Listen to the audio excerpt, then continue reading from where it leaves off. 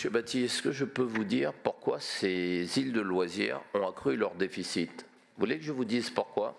Tout le monde sait ici autour de cette table que ces îles de loisirs sont le jardin de ceux qui n'en ont pas, que nous finançons intégralement l'investissement, que les collectivités financent le fonctionnement et que c'était un équilibre qui allait qu'à un cas. Qu'a fait l'État?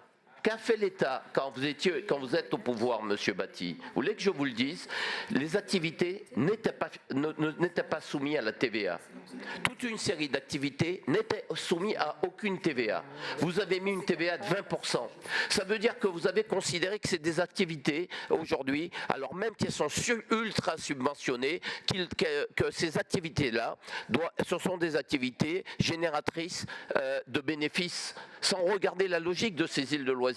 Monsieur Batti, moi j'accuse l'État non seulement de ne rien financer, de nous mettre des bâtons dans les roues partout où l'État le peut, de ne pas nous accompagner. J'accuse l'État aujourd'hui d'avoir pendant un temps laissé la sécurité des îles de loisirs au tout venant. J'ai dû reprendre les choses en main et aujourd'hui il y a une sécurité sur nos îles. On a mis avec Valérie Pécresse des sommes colossales et parfois souvent accompagnées par le vice-président Pechnard, comme lorsqu'on achète des chevaux pour la brigade équestre de Cergy-Pontoise. J'accuse l'État, Monsieur Batti, d'impéritie, parce que lorsqu'on a la chance d'avoir des îles de loisirs comme cela, on n'essaie pas de charger la barque. Et je vais vous dire aussi autre chose. Sur les sportifs de haut niveau, Monsieur Batti, la honte suprême, c'est qu'à la veille des Jeux, vous avez considéré que les indemnités qu'on donnait aux sportifs de haut niveau pour aller dans nos lycées, c'est la même chose, Monsieur Batti. Ces indemnités qui pouvaient aller jusqu'à 4 000 € s'ils faisaient cette intervention, eh bien vous avez considéré, votre majorité a considéré